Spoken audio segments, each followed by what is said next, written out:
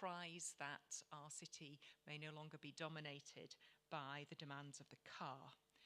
We're going to be hearing tonight from 4 local bike initiatives, and our speakers have been asked to address the questions: why did the group start? What's the specific objectives of the group? What have you done?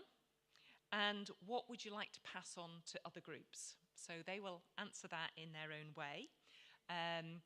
But we're going to start with an overview from a transport and accessibility expert with a strong interest in community action. And I'll introduce the speakers now in the order that they're going to come up, and then I'll just ask them to come so we have a good flow of the meeting.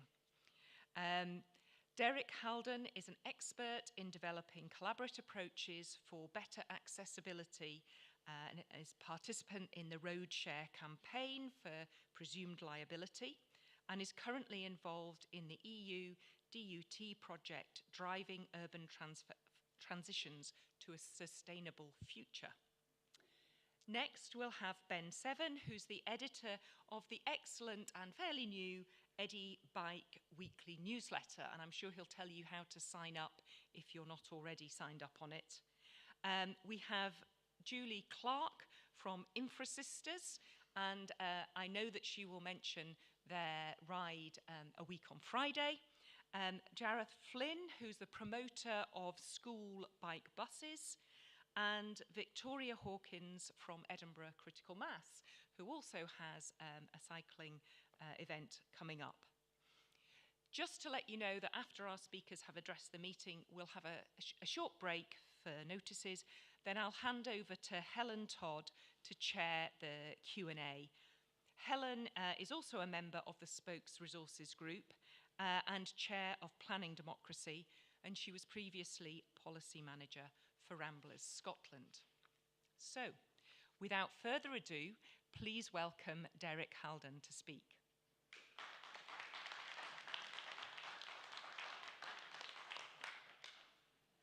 Thanks very much. So yes, I see quite a few faces I don't know. So I'm a civil engineer. I've designed transport systems, set up a business in Edinburgh to do that after 10 years as a civil servant in 1996. So I'm coming up for, that's what, 28, well, over 28 years. And with the current projects we've got, I think I'm committed to doing at least 30 years in the business. So that's who I am. So as part of that, I get involved in huge amounts of campaigning. So but I have to say, although I do lots of presentations on projects and things like this, I find this, really quite nerve-wracking because, I always use Spokes as the example of how campaigning should be done. And instead of Spokes speaking at this event, they've got guinea pigs like me speaking instead. And I'm not an expert in campaigning, but I am hopefully an expert in transport system design. I think look at the Spokes method of building consensus and recognizing the wider social context within which cycle campaigning takes place. And we see why we have such an array of interesting speakers. Spokes is a platform for all sorts of stuff, and it's because of that that Spokes has this huge membership that lasts for years of people from the highest offices, politicians and senior civil servants, community representatives, right the way across the whole of society, people that stay with Spokes over decades because we learn so much from Spokes. I hope as part of the discussion, some of the wisdom in the room will add to anything I have to say. So I put some of the wisdom that I've accumulated over the years on the slide there. And I think, points about campaigning that I think are so important. The first one here, Matthew Taylor was chief executive of the RSA, a sort of think tank for social progress. And making the observation that, solidarity is both the best and the worst of us. That we've got this solidarity. The more we come together and form clubs, we create an out group, as well. Oh, you're one of us or you're not one of us. So one of the really important bits about campaigning is to make sure that the rebound effects from the out-group don't outnumber don't overrule any of the good that you do with the solidarity we built, say, with meetings like this in a room like this. And so building that consensus in that sort of way is so incredibly important. And so, I mean, a lot of my work, I mean, I sort of, like a lot of people of my age, were sort of starting work and working in the 1980s, and just couldn't understand how anybody like a prime minister could come out with statements like, there's no such thing as society. But that wasn't actually what she said. And actually, when, you know, the older I've got, you look and say is, you see the sort of society she had in mind working quite well in Italy, where society is the families and the clubs and all the things she was saying that society ought to be. The problem is it doesn't work in Britain, because Britain is amongst the most centralized forms of government in the world, the Western world. So the idea that you can somehow have these powerless clubs and families and all this sort of thing, you know, divorced from the top-down power of government. And that was all about a narrative of financialization of the economy in the 1980s. So anyway, a huge part of my career has been about how do we design transport more socially? And when I say transport system designer, that's what I've spent my most of the last 30 years working on. And back in 1993, it was 94, it was published. We got all the ministers in the Scottish office to sign the first road safety campaign, sorry, the first road safety plan for Scotland, and built consensus across all those departments. And now, in the research for that, you know, I'd come across Denmark and thought, well, presumed liability, this has worked a treat for a country of 5 million. And, you know, surely we could have presumed liability in Scotland. So I did my stuff. You know, I'm the professional. I don't really do the campaigning, but I point out where campaigns are needed. But nobody really did a campaign until 20 years later. I got a phone call from Brenda Mitchell, saying, we're going to campaign for this presumed liability. And Brendan Rod Mitchell from Cycle Law and Road Traffic Law, they sort of started up this campaign, and I said, well, I don't really do campaigning, but I'll certainly do the evidence paper for it. But in the end, I got thrown into the campaign, and we met with government ministers and did all sorts of stuff. And within 5 years, it's all there, or pretty much all there.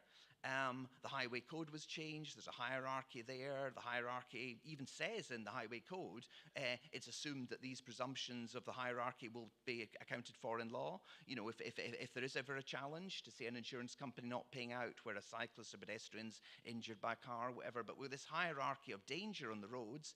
So within 5 years, so I kind of look back and think, what if we'd started a campaign back in 1993? So we've got to get this balance right. And one of the sort of my life lessons, the balance right between the campaigning and the evidence. The evidence was there that we needed presumed liability, but it took us 30 years, nearly 30 years to get there. And we now have that. And we're not completely there because, you know, although there are still examples where, say, insurance companies don't pay out, and you have to challenge them in court, but it should be pretty straightforward now because effectively the highway code's there, the law is clear, the hierarchy of road users is there. Those with the capability of causing the most harm, like lorries and cars, are presumed liable. If they have an accident with a pedestrian so hugely successful campaign that we did this, and I say it was interesting because did lots of I kept getting asked to do presentations in Cardiff and London and all over the place and things like this. Never asked to do one in Scotland. So it's interesting that we're sometimes, maybe I don't think people in Scotland maybe realise just how big an impact we made, but you know, say still more to do in making sure that these principles are drummed home and that the public actually understand what's done. But this social design of transport systems, I'm just really, I didn't notice what time I was on. So what's the 5 minutes? This is perfect. But the whole point about transport is we don't have a socially designed system. You know, we talk about the rights to drive a car, but we have no clarity about the responsibilities if you do drive a car to the other road users. So road share was just one element of that. How do we work that sort of problem through? And the conclusion I came to was, well, actually, it's impossible to do top-down. You know, government's always trying to do this, so we'll decide what's fair at the top level. How do they decide what's fair? And equality and freedom. So again, a quote from Schumacher. He's best known for a book called Small is Beautiful, but actually A Guide for the Perplexed, much better. Pointing out that the reason why the French revolutionaries had fraternity there is that you can't actually resolve debates about freedom and fairness without solidarity. And you've got to have the fraternity there. It's the three together, and it's only when the mix of the three together that helps it resolve. This means that we've got what we call a divergent problem, not a convergent problem. Convergent problem, top down, you can say, right, okay, how do we prioritize this? Oh, we'll give these people healthcare, or we'll improve this road, or we'll do this top-down convergent solution and deliver it. A divergent problem, he says, well, we don't know what the answer is, but we know the direction of travel. So therefore, we'll put money into this direction of travel, and we'll get good answers out the other end. So that's what I'd like to just very quickly summarize the sort of stuff. The next slide. In fact, I mean, you know, my light bulb moment was Agenda 21, and we've just had COP29 and thinking, well, that was one part of Agenda 2021, was to start the regular meetings of governments and things like this. The most important stuff, the whole part, the essential bit of Agenda 21, is that it must be driven bottom up. And yet, where's the annual progress report on how well we're doing bottom up? It's just not there. We're not designing the stuff. But straight away, government, keep going through and the community planning came along, so we got the Community Planning Acts and RED 2000, 2003, the whole rollout of the legislation around that and the accessibility planning process. The first thing we did in Scotland was the Safe Routes to School guidance about 1995. Where we said, it was first words we had, anybody can start a Safe Routes to School project. And the campaigns, because what we were doing there was focusing the campaigns in that the public, the parents, say, of the kids, with campaign and say, here's where the pedestrian crossing should go. And as a result of that, we can get the focused action happening. So the whole, that leading through to the sort of development, Ian Maxwell here helped Scottish Office with the development of Smarter Choices, Smarter Places, and we worked on the developing and piloting of that, the local authorities. All this investing in things like campaigns and developing that programme with all the thinking around the government thinking in that decade about how the state could be more of an enabler of good stuff rather than just delivering the services. And then we get into this last decade here where it's about, you know, it's war, Extinction Rebellion, don't stop oil, you know, the campaigning, your agenda. There's this battle for power in there between the state and the market and communities. And there's various ways that we can look how, you know, the state and the market conspire to try and squeeze out communities and, you know, communities lobbying and all the stuff. So there's a whole sort of agenda there. But what we did with this trench warfare has given us this wonderful suite of legislation now and policy, NPF 4, where you can actually challenge. You know, if you're a campaigner, you really can go. The government has really clear policies that nothing non-sustainable should be able to happen if we campaign effectively. Past 2080, the design standard for net zero, you know, applied to every single transport project. You know, we shouldn't be able to build anything, do anything, unless it's past 2080 compliant. So campaigners now have this immense toolkit of power available to them to ensure that nothing happens. And so what I'm working on now is, we're looking at saying, instead of talking about a tragedy of the commons, we switch that round and say, well, why don't we common transport, you know, common access, and as it were, a bit like we've done with, you know, commoning land as part of land reform, transport reform can be commoning transport. And so we look at this sort of how local authorities haven't really been able to join up community planning and land use planning and transport planning very well, but they've done some progress.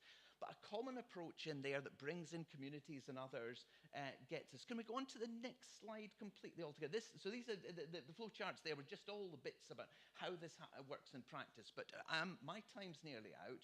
But what I'm hoping that I'm going to hear loads today from you and some of the discussion to feed into the current work working on what does the guidance, what does the European guidance look like on commoning access? And I sort of take the motto, Guy Standing, professor in London University, from his book, A Plunder of the Commons, that that it's a constant battle out there. We've got the state and the markets trying to steal their common land, trying to steal our the things we share and the things we do, and unless the community fights back and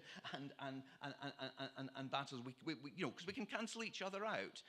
States very greedy for power. Markets are very greedy for profit. Communities are very fragmented and argue with each other. Now, but that means communities can ask the state for help if they argue, and government can regulate markets so they aren't allowed to be so greedy. But collectively, we can all cancel out each other's weaknesses, and that's common access. So sort of just very quickly, I think my time must be up, but the sorts of things.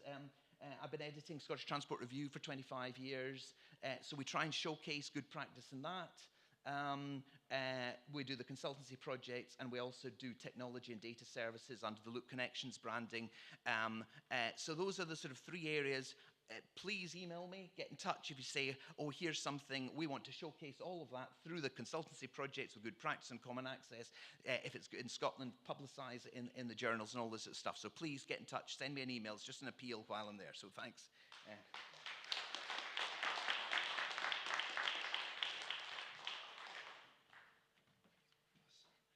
just going to do a minor microphone adjustment.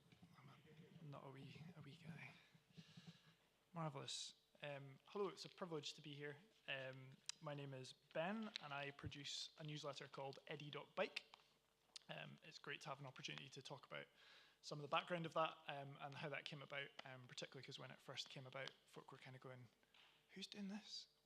Where's this come from? Who's this guy? So I'll get into a wee bit of that, a wee bit of my story, a wee bit of how that came up. Eddy.bike is a weekly news digest about utility cycling in Edinburgh. Covering news, events, consultations, and infrastructure progress. We also do a monthly roundup of the Council's Transport and Environment Committee when they have a meeting, and we also have a few national and international links in each issue, kind of looking a little bit beyond Edinburgh as well. It's delivered by email every Monday at 7 a.m. On a weekly basis. If we could have the next slide, that would be great. Oh, sorry, the previous slide. So at present, the team consists of myself and then fundamentally the wider readership submitting things. We've also had support in the last year from regular contributor Andrew White, who some of you might know from his volunteering work with the excellent cargo bike movement. I've lived in Edinburgh all my life. I grew up in Liberton and the south side. I spent many years commuting into the city centre by bike, but wasn't particularly necessarily connected into cycling beyond using a bike to get from A to B. But in the last few years, I've enjoyed discovering more of Edinburgh's cycling community and organisations, and I've slowly started to get involved in campaigning and activism, which ultimately led to starting the newsletter last year. If we could have the next slide up, that'd be great, thanks. Like many activists before me, cycling with my kids was a big factor in turning to sort of agitating for change in cycling. After we had trialled an electric cargo bike from Edinburgh Festival of Cycling, who have that available for hire, we ended up purchasing one through David at Laidback Bikes instead of a second car for our household, just trying to make a more sensible choice for the kinds of journeys that we were taking, the kind of radius within which we were traveling, than just adding another car to the streets. And we were also encouraged by David at Laidback to attend Pedal on Parliament, which we did for the first time in 2022. Over the next year or so, I started to follow more and more local bike shops, activists, and also other families that were cycling on social media, kind of gradually immersing myself in that space.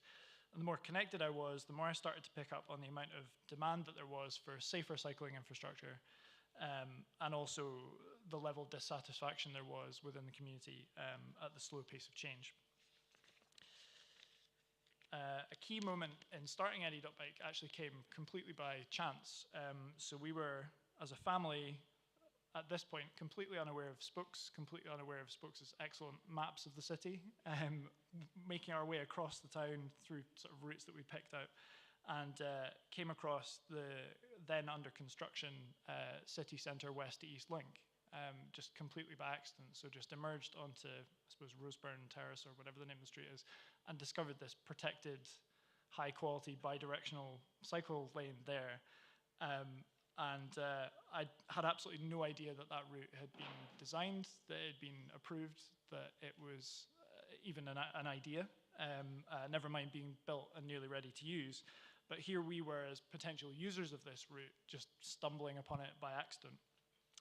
And I found that pretty mind-blowing. That really sort of planted a seed of something in my head, sort of what am I missing out on? I wondered what else I was missing out on week to week, given that I was already following a decent number of organizations and increasingly more plugged into what was happening. So onto the newsletter. Traditionally, news media would have a publishing constraint of some kind. So in a newspaper, you would have a fixed number of pages, you would have a fixed amount of space. In a broadcast, you would have a certain number of minutes to be able to get your piece across. As such, everything was filtered and curated before it was published.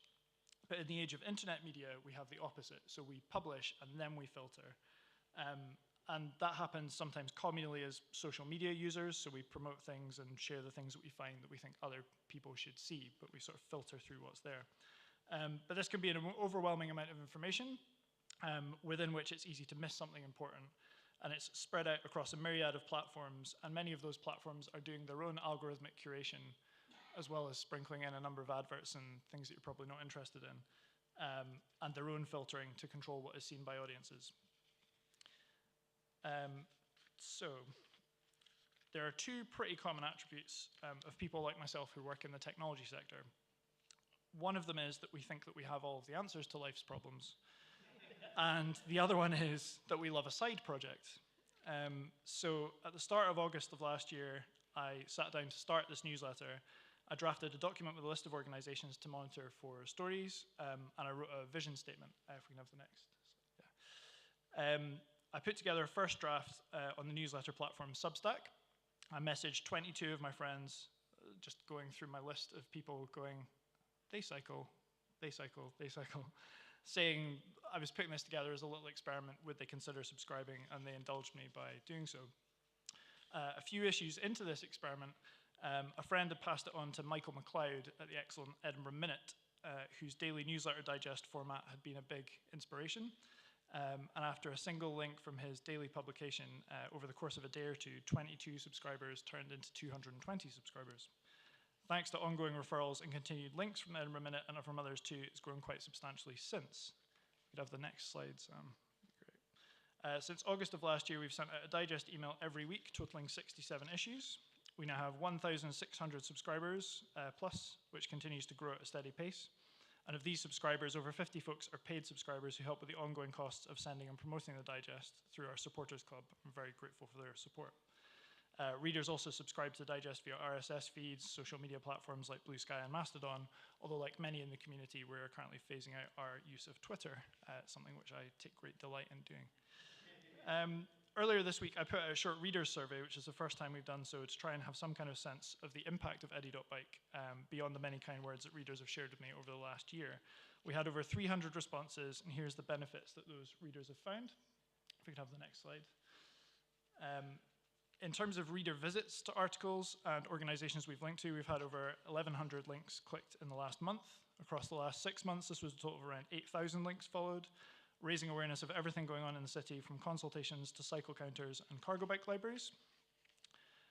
This is the best aspect of the project, bringing attention to the wealth of cycling activity and campaigning that's happening across the city from one place, attention that is richly deserved by those projects. If we could have the next slide. When readers were asked about the actions they'd taken because of Eddie.bike directly, a great number of folks are responding to consultations, discovering new routes like CC Well, and connecting with local organisations and campaigns because they've read the newsletter. If we can just have the last slide as well. These are great outcomes. My next focus is on continuing to grow the readership through posters, stickers, promotion, and outreach in order to connect even more cyclists with their wider community, the progress being made in the city, and how they can get involved too. Thank you.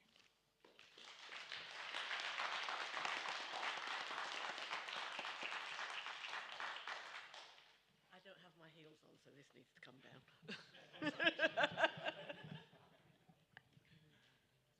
Excellent. Okay, so thank you very much. I'm Julie. I'm from the Infrasisters.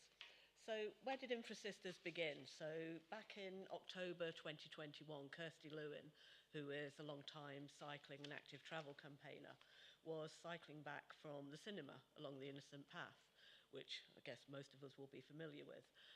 There was a man ahead on a bike with no lights. The man disappeared from sight and then reappeared from the bushes as she was travelling past.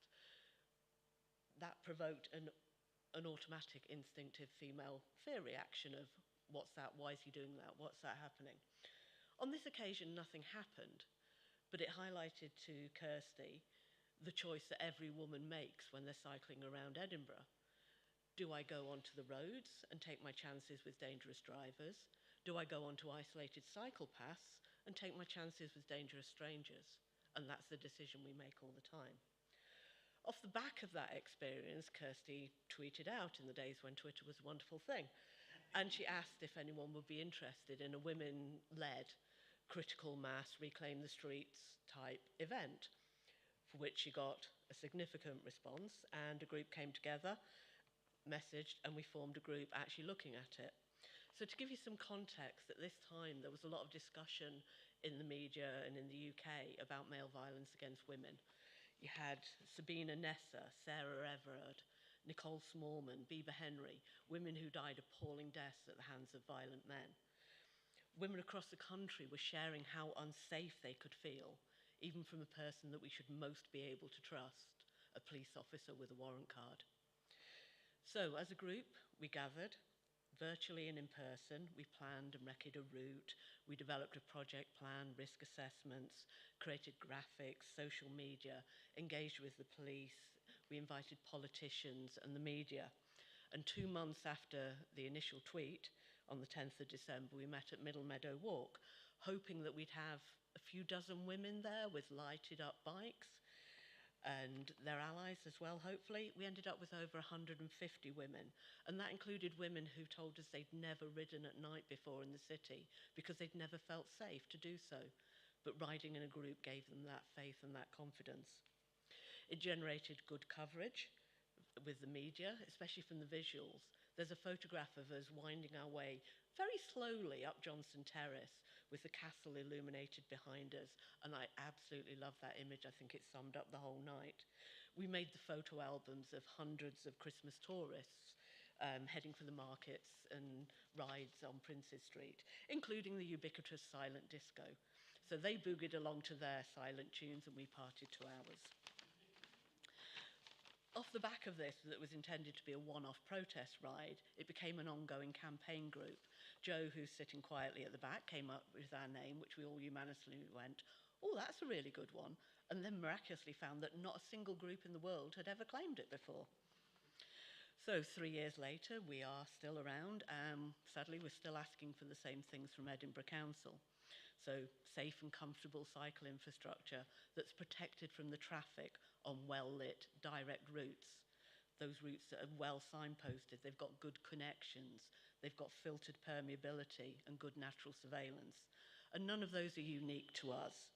They come from Transport for Scotland's Cycling by Design guidance, which I'm guessing quite a few people in this room are very familiar with. Our additional perspective is that we want to see infrastructure that's safe for women and girls, whether being used in the day or the night. And why does that matter? Why do women need something different? Statistically, in the UK, young men are the most likely victims of violence, but women are more scared of it. In the summer of 2021, a few months before the Infrasisters began, the ONS published a report on perceptions of public safety and experiences of harassment. 1 in 7 men felt unsafe walking alone after dark in a quiet street near their home. For women, the equivalent was 1 in 2. 2 in 5 men said they felt unsafe walking alone after dark in a park or another open public space. For women, it was 4 in 5. 16% of men reported harassment in the previous year. 28% of women reported the same. Nearly half of everyone who reported feeling unsafe said that they had actively changed their behaviours within the previous month, choosing to stay at home, to avoid certain streets, to avoid travelling on their own, making differences in their life and constricting their life as a result. Last year, a Lime survey found that only 19% of women feel safe cycling alone at night. The main reasons that are given are poorly lit roads, isolated cycle routes in quiet areas, antisocial behaviour, or fear of harassment. What would make them feel safer?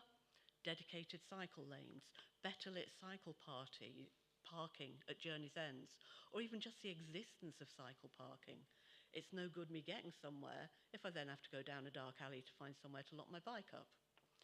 The same study also found that for those women who do cycle at night, over half thought it was safer than walking in quiet areas or poorly lit areas, and a third thought it was safer and quicker than waiting for taxis or public transport.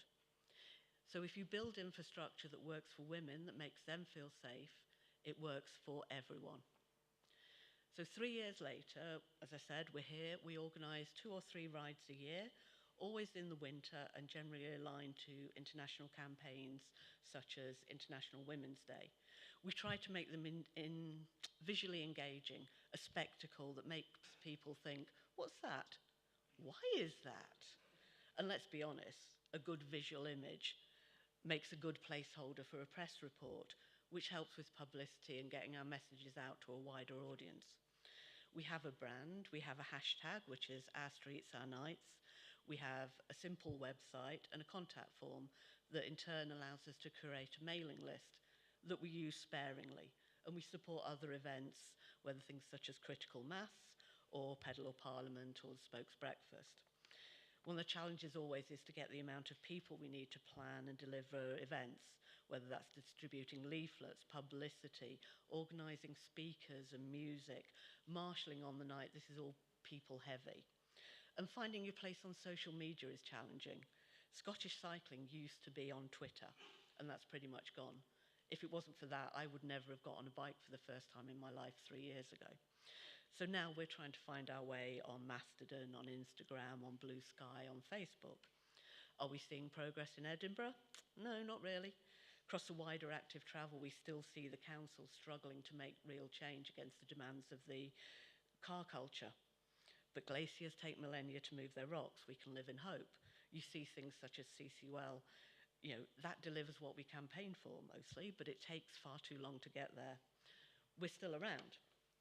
And we're here, and if you'd like to come and ride with us, we are riding next Friday evening, Middle Meadow Walk, 7:30 p.m, and we'd love you to come along with us. It is not just a ride for women, it's anybody who cares about women who ride bikes. Thank you very much.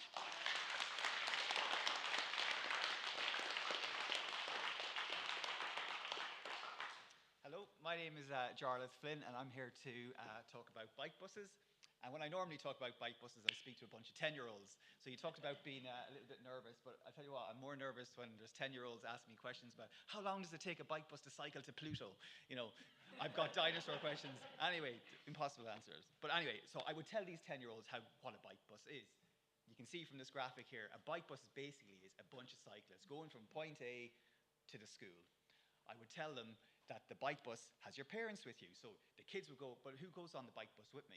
We go, well, all the kids are coming on the bike bus because they're going to cycle to school, but they're surrounded by their parents. Parents are generally cycling beside their kids. It's almost like a perimeter fence around them. And then there's people like me, unattached, we'll say, independent riders. We're called marshals. So we would top and tail this bunch. So as you can see, you've got a safety bubble. It's a safe way to get to school. I think it's a great way to get to school.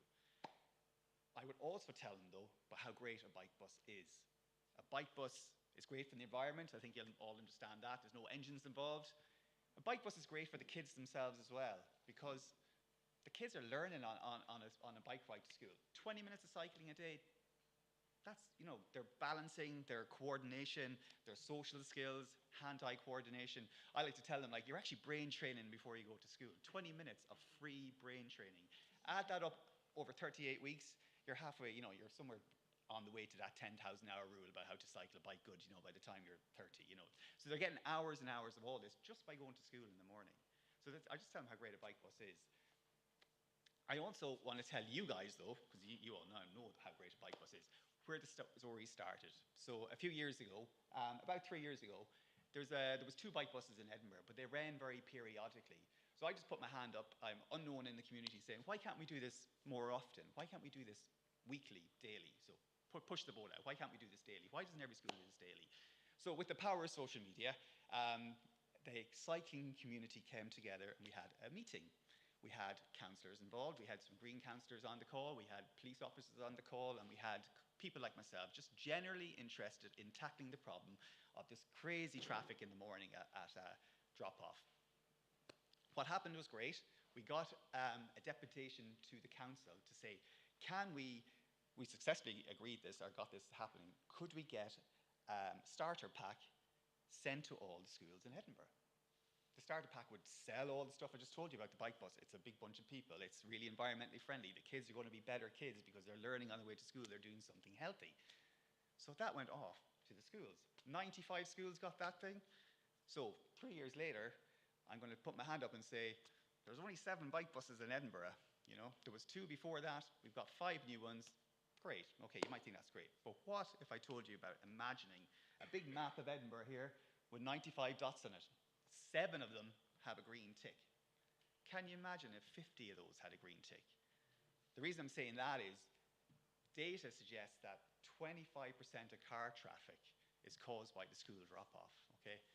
Can you imagine if 50 of those schools, not all schools need a bike bus, some schools only have a catchment of a few hundred meters, whatever, so I'm thinking 50 schools in Edinburgh needs a bike bus. Imagine that, okay? Imagine you could do something about that. Imagine you could do something tangible about that. That was the question I asked myself. Could I do something tangible? Well, I did something tangible. We got people together and got a conversation going. Before you know it, 95 schools got a letter from me saying how great bike buses are. But imagine you could do that. Imagine you could do something that's free, that's legal, and environmentally friendly, okay? So what can you do? Well, I've come up with 2 things you can do. You can volunteer, okay? There's a website called bikebus.org/Edinburgh. We may have a slide on it. I think there might be a QR code. You can just look at the website. Has a big button, volunteer for a bike bus. So there's 7 bike buses out there. At the moment, we've got a pool of about 25 volunteers. A bike bus needs 2 people, we'll say, that are not attached to the kids that are on a bike bus. So 2 volunteers, 3 volunteers, 4 volunteers per bike bus. At the moment, we've got about 25 people. You know, they volunteer 20 minutes a week on a Friday normally, twice a month. It's not a lot. You can find, and it's a great way to just feel invested in the community. If you're worried about, you know, the work situation, in my personal situation in work, we have 8 hours of volunteering free a year. So I just grab 20 minutes, 20 minutes, 20 minutes. If I'm late for work, I'm not really late for work in the one I do. I tend to be, it's on my commute to work anyway. So think about that, volunteering for a bike bus. The other thing you can do is, and this is the bit where I need your help, nudge someone you know who's got a kid in school in Edinburgh. Nudge a teacher if you know a teacher. Nudge somebody who's in the parent council. They've all got that sort of starter pack, but they haven't acted on it. Why haven't the other 50 schools acted upon it? The last school that did act upon it, Flora Stevenson, they didn't act for 12 months until one parent gave them the nudge. Now it's a brilliant bike bus. It runs every Friday. It started off with 14 families on day 1. I think it's 25 families now literally going to school on their bikes every day. They got a bike rack that's now full, that never had anyone in it, and now it's full, and actually I bought a new bike rack. They got funding for a new bike rack. So nudge someone you know, encourage them to get that conversation started. So when the conversation starts, well, what happens? Okay, so typically they get in contact with myself or some of my other colleagues that are helping me on this project, and we'll have a chat usually on Zoom about just the whole concept. We look at an aerial view on Google Maps, and we'll look at the route, we'll decide, is it north, south, east or west? We'll pick a route. Okay, we think there's more people likely to travel along there, and you know, busy roads don't matter. Bike bus, busier the road, the better. We just own the road. There's no problem. Busy road is just like George Watson's school. If anyone knows that, I do that one. We do 4 routes into George Watson's busy road. We just have nothing in front of us. We just go because all the cars are behind us. They don't pass us out. It's a really good feeling just to stop the traffic. But yeah, so that conversation happens, and what we do is we plan a pilot route. So we get the police then, community police get involved. We do a risk assessment of the route, and then we do a pilot with probably some parents, 4 or 5 parents and their families, and who are confident on their bikes, just to proof of concept, get some social media out there. And before you know it, it'll just kick off. So that's what happens. That's the process. If you know someone, it's about getting that school just to engage and to actually do something about it. So, and my last moment is just say to you, just imagine you could do that. I imagined, and something happened. Just get imagining. Thank you.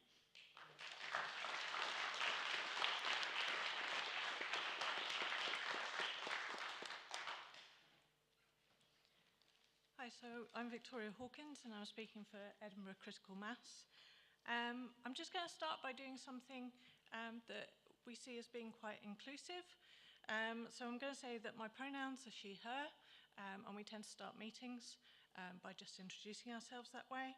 And also another inclusive practice that I've taken from my work is to give a visual description. So I am a white woman, just over about 5'3", not as tall as Ben, with mid-length blonde hair, and I'm wearing a blue striped top with jeans. So what I want to say about Critical Mass is that we're a collective. We've got no leaders. So although I'm the one standing here today, it could have been anybody who comes along on the rides. So if you can picture kind of like a starling murmuration, that is probably more accurate than visualizing me standing here. We're also not just about cycling. People take part in Critical Mass for environmental reasons, for social reasons, to learn how to navigate the city, for mental health, and lots of other reasons as well. And you'll see some of those shortly in a video. So how did it start? Critical Mass is actually part of a global movement. There's over 300 rides at the end of the month across the globe. The movement started in San Francisco in the 1990s, and people enjoyed the freedom of riding around in the city so much that it just grew. And Edinburgh decided that they were going to start to take part in 1995, and they had their first ride along Princes Street. Originally, it followed the same principles as the San Francisco ride, and so it was on a Friday evening, and there was no planned route. Literally, a group of cyclists got together, set off, and just went. The numbers, however, were quite small, and so after COVID, it was revived, but with a key difference. So Edinburgh Critical Mass now rides on a Saturday afternoon and during daylight hours to make it more safe and more accessible. And that means that we regularly get about 100 people coming along each month, including families. So we were asked what's our specific objectives, which made me laugh, because I think anyone who's part of Critical Mass wouldn't use the word specific objectives. So aside from safer streets, which I think everybody's on board with, I sat there and I thought, well, yeah, okay, what are we? And if we did have to say something, then it's that we want to be seen. Individually, as part of a commute, cyclists don't have a very high profile. But as a mass, bikes are much more visible, and everyone can see that there are lots of people in Edinburgh who cycle or who want to cycle. We also want to have fun.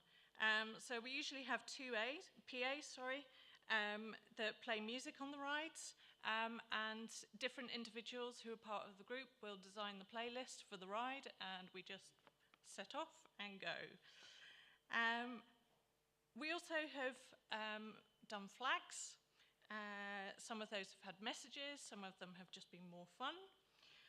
And we've had themes as well. So on the slide here, you can see that there's superheroes, we've had Halloween, and the next ride, which is on the 30th of November, is going to be in partnership with the Scottish Rewilding Alliance.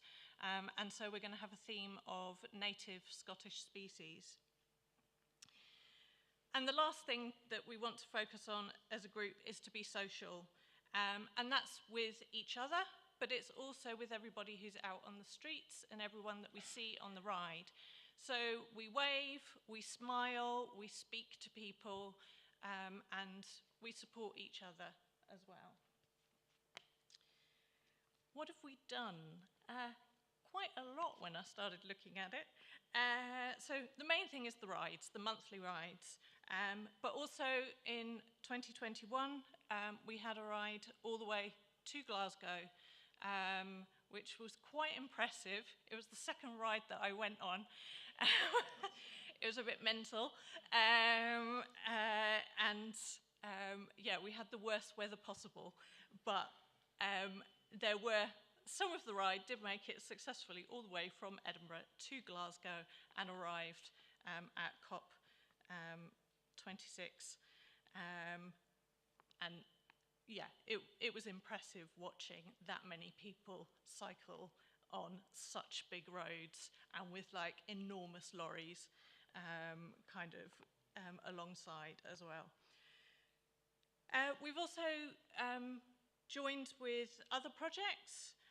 So some of you will know Dan Abrahams and that he writes music. And Critical Mass took part in the filming of the video that went along with his song Our Streets. And we also have worked in partnership with Beetroot Collective this year. We kind of got them to film one of the rides that we did and also to do interviews with people. And then they turned that into an animation and they used it in a street art projection event, which you can kind of see here in the picture.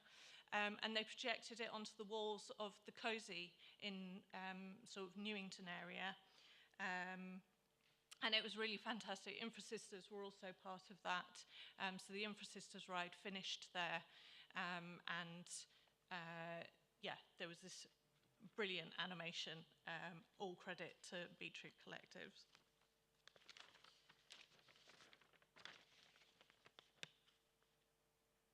And the thing that probably a lot of you might know is that this year we had a museum project.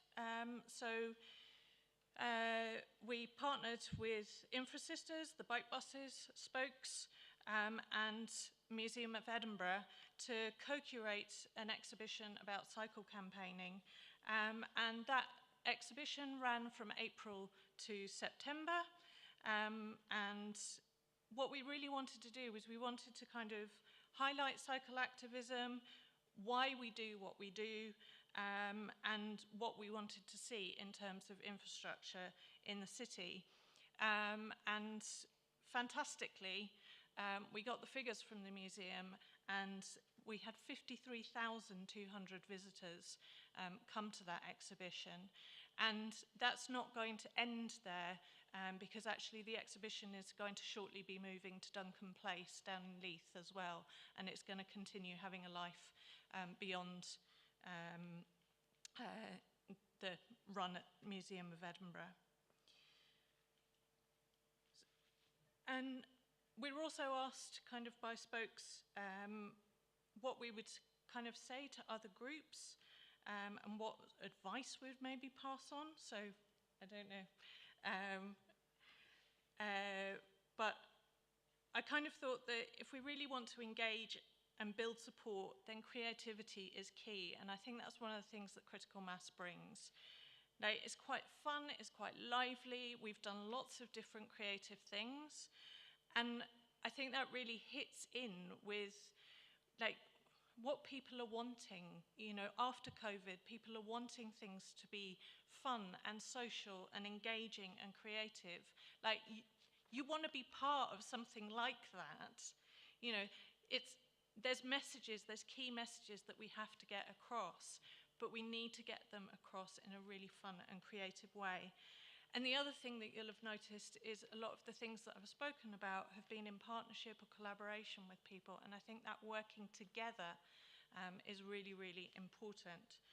I'm going to mention that I was going to show a video, so hopefully it will play. But this was something else that Critical Mass did that was just asking people why they came along to the rides, and I think it kind of speaks for itself.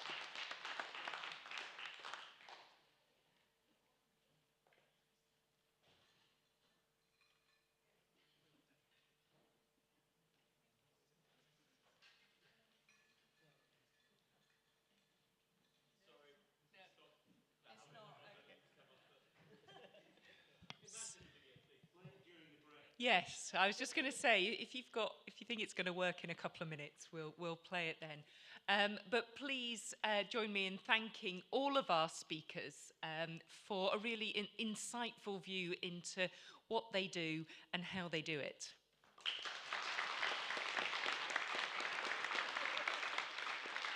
And I'm already sorry that I'm not going to be around Edinburgh next weekend, because I was fancying dressing up as a red squirrel for Critical Mass. I've always wanted to do that.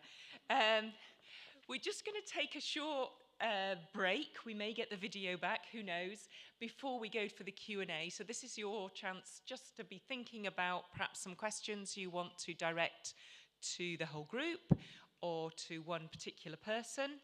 But I have a few thank yous. I want to thank those of you who've come along and helped tonight.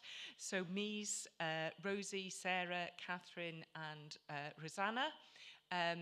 There's still, the Spoke stall is still there. There's still an opportunity to become a member of Spokes if you're not one already.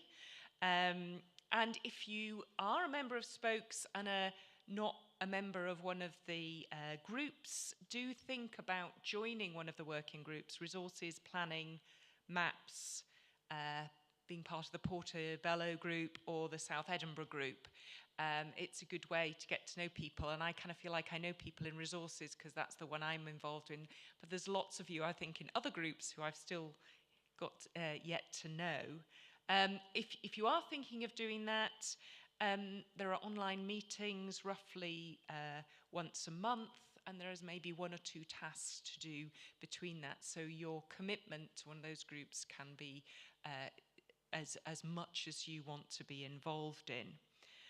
I also want to point out that Ewan at the back here from Cycle Law, again, many of you will be familiar with Cycle Law, but for those for whom it's new, Cycle Law is a Scottish firm who specialises in bike crash victims. We heard a little bit from Derek about Road Share, this long-standing campaign for this presumed liability.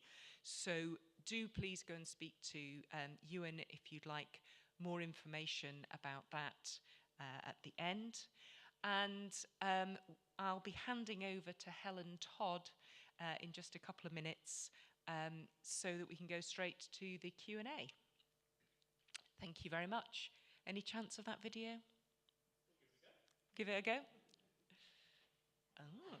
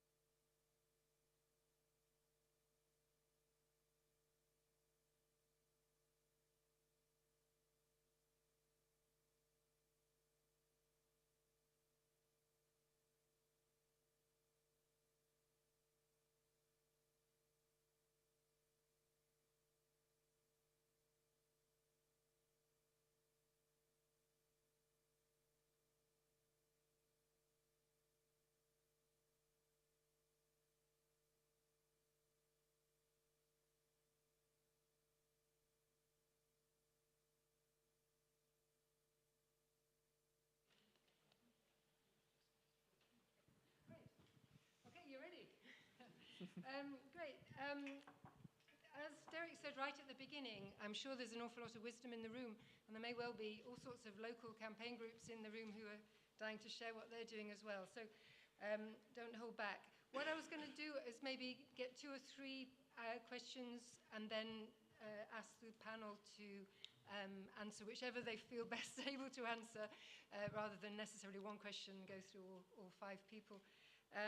We have to finish here at 9:30, so I'll aim to draw things together a little bit before that, and I will be asking all the panelists to think of some reflections from the evening and anything they forgot to say earlier they might want to say again, just for a few words. Okay, so hands up. I have the mic. Okay, well, I'll go to our councillor first. Go ahead. Sorry. Sorry, and then I'll, yes, then Mies. Thanks very much. Chaz Booth, do any of you have any tips for how to tackle activist burnout? Thank you. And then we had another question over here. Sorry, was it? Sorry, Emma. That's all right. I'll be quick, thanks. I wanted to thank people for all the great things they're doing, all the energy and all the creative ideas, and we need more of that, and it's just so nice to see that. Thank you very much. And then I think we need Chaz's question about how do we keep people like that from burning out? Yeah, and Dave had a question at the front as well.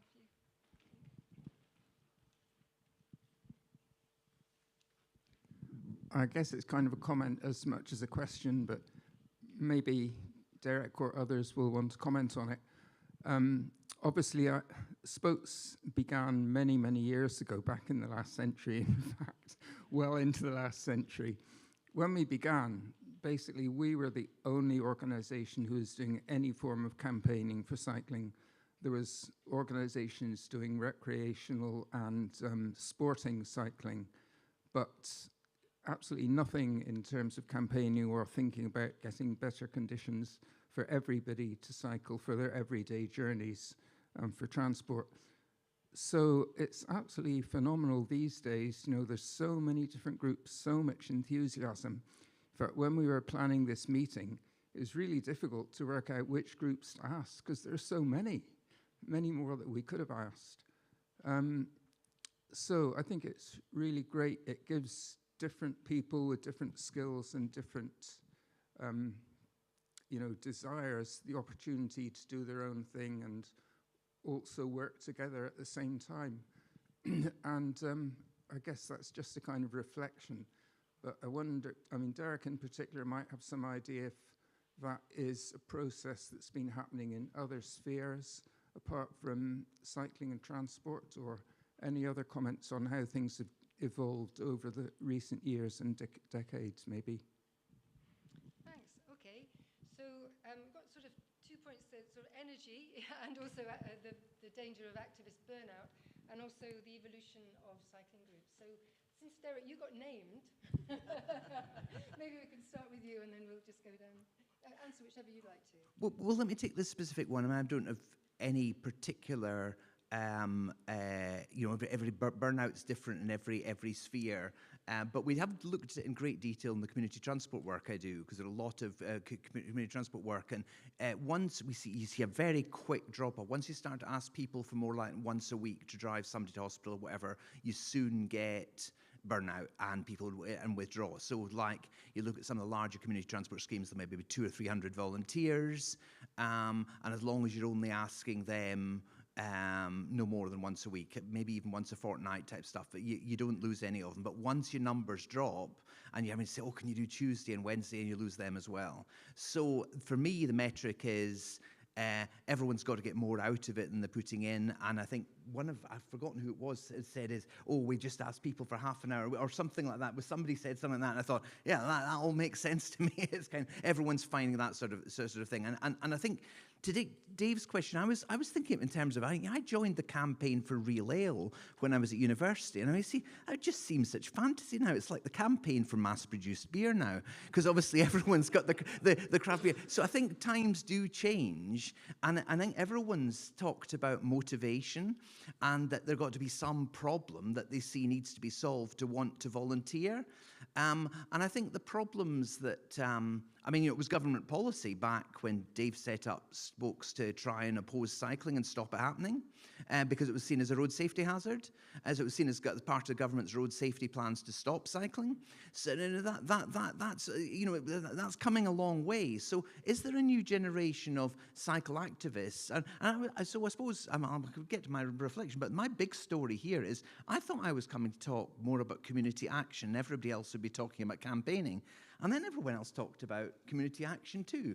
And so this, for me, the reflection that I need to do more thinking around is, where's the boundary between community action and campaigning? Because we know, I say, that the most important thing the world needs, my Agenda 21 point, is for this to be driven by communities from the bottom up.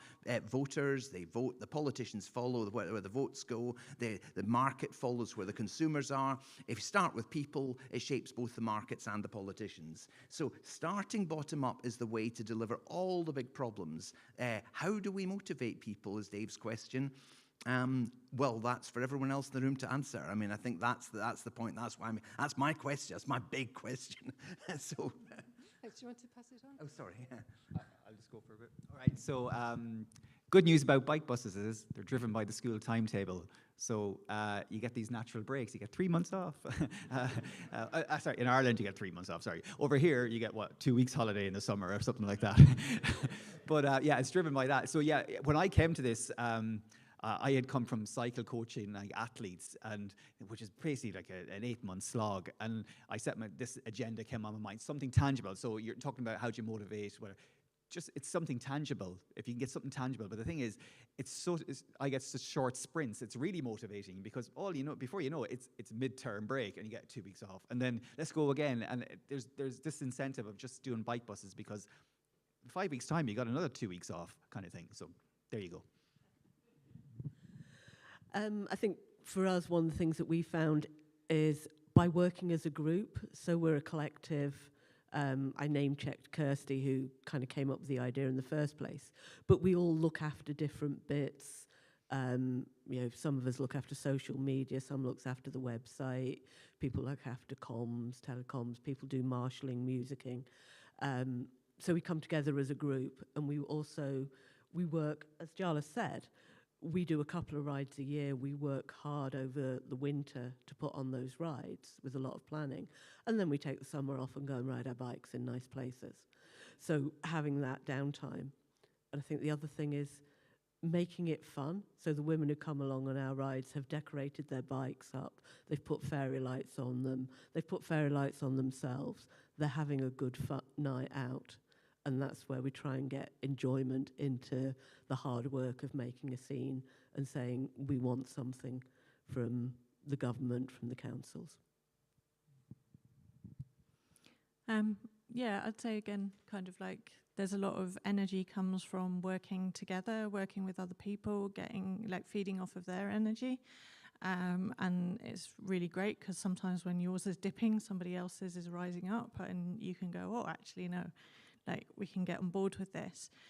On a more personal note, I have to say that my kids are a massive driver at the moment. They give me energy, and looking at them, it's like I have to do this. I have to do this for them, and I can't let them down. They have got to have a future, because otherwise, what is the point in me being a parent? So there is a really, really personal element to it for me, and that's, my kids are a large part of what drives me. Yeah. I think burnout's a really interesting thing as far as like some of the communities of people, some of the individual activists I've gotten to know over the last couple of years, who I've seen kind of taking a step back, either publicly saying that they're doing so or otherwise. I think it's actually a really natural part of where we're at in terms of the momentum in Edinburgh. Like, it sort of feels like fits and starts sometimes. And things like CC Well, you know, are a great success, but took 10 years to get there and 10 years of hard grind, and particularly with a lot of the kind of how vocal opposition can be to things that seem like actually, you know, fairly straightforward changes or things that aren't necessarily impinging too much on people's convenience. But people are resistant to change inherently, and so that kind of becomes a thing. But I think there's kind of just a thing as a community of making space for people to be able to step back, and space for new people to come in and whatever else. And certainly as a relative newcomer, I've found that space. I found people are really receptive to new people coming in and new ideas. By no means an insular community. But I think a part of tackling burnout is possibly also about how we view the successes. So the things that do get built, the things that do get put in place, even if they're temporary, you know, and they're in an ETRO and they need to still be, you know, ratified out. Being able to galvanize around the things that do get built, even if they're the shape of Leith Walk, you know, where it's kind of much maligned, but I'm one of these people who's kind of rides down it and goes, like, I got there and I wasn't in the traffic. And we see from like the collision data that folk have been circulating recently that that's a real, whatever the opposite of a black spot is, you know, in terms of the city, that's a place where we've been successfully taken out of general traffic, and we're seeing the benefits of that. Obviously, it's not an ideal example, but I think to celebrate the fact that there is progress there, even if it's not ideal, celebrating every win, I think, is a big part of that. Because I think quite justifiably, there are a lot of people who are quite jaded about campaigning and about how things go. How much of that is our sort of dour Scots sort of outlook on things, and how much of it is actually fair enough, you know? So it's making space, I think.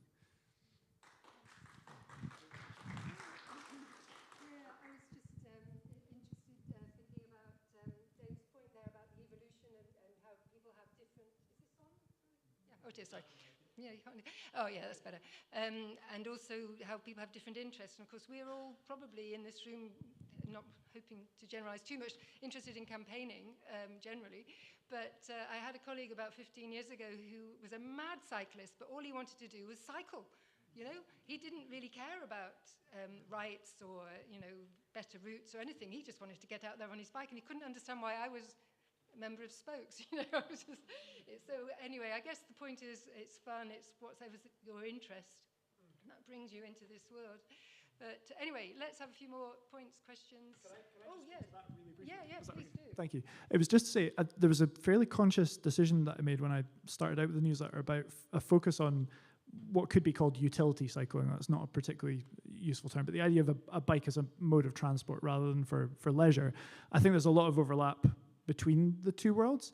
But for me, it was that was something I made a focus. I said, right, okay, there are too many cycling clubs, for example, in Edinburgh, for me to stay on top of that. I'm not going to report on that. But actually, when we do the infrastructure campaigning, that does also benefit those cyclists as well. So it's an interesting thing that you've highlighted. Great. Okay, hands up. Yeah, here, Martin.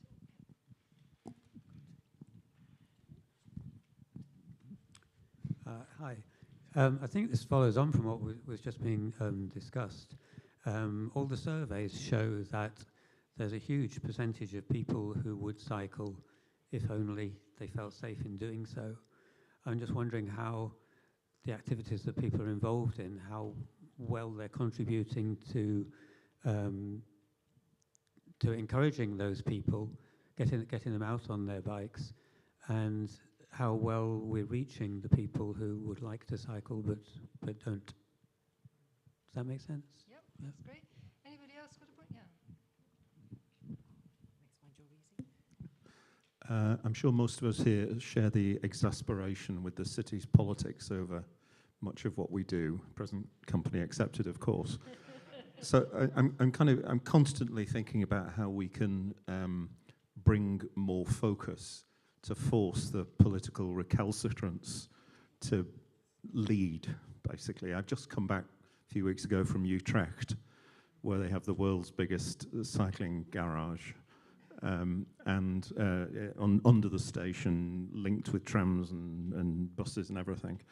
Pro rata, by population, Edinburgh would have a garage for 15,000 bicycles at Waverley. The present ambition, as far as I know it, Chas may know better, is a plan, an aspiration for a garage for 1,800. So we are an order of magnitude behind in terms of aspiration, which is pathetic.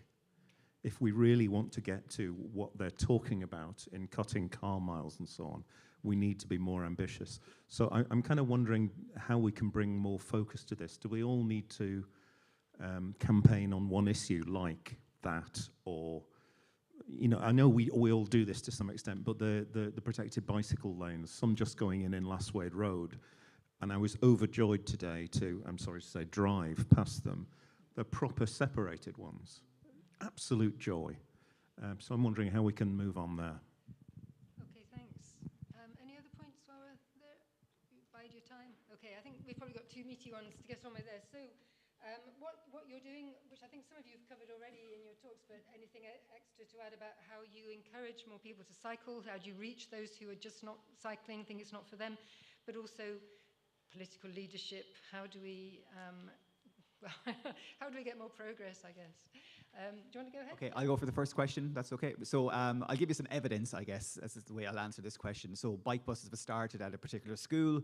At the start of the bike bus campaign, which was 18 months ago in that school, we had 3 cyclists. 3 children would cycle to that school. It's the largest school in Europe, as I heard today, 3,000 people on campus. There's 49 now on average, I believe, every day cycling to school, right? Now, what the bike bus has done, so that didn't happen overnight. The bike bus has now given the parents confidence that, oh, we can cycle our kids to school. So what they're doing now organically is cycling themselves without the bike bus. So sometimes the bike bus is now smaller because the parents are just cycling themselves now anyway. That's a measure of success. So it's just breeding confidence into giving them an opportunity, a bit like Infra Sisters, you know, oh, I can do it. They never thought they could do it, but in a group they've done it, and now they can do it individually.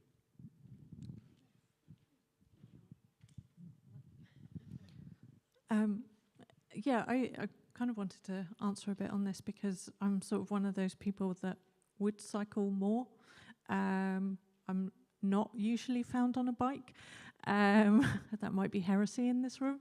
But I tend to prefer to walk or take the bus because although I was quite happy to cycle in the Netherlands, which is where I grew up, and I used to cycle to the high school, and that was in a neighbouring village.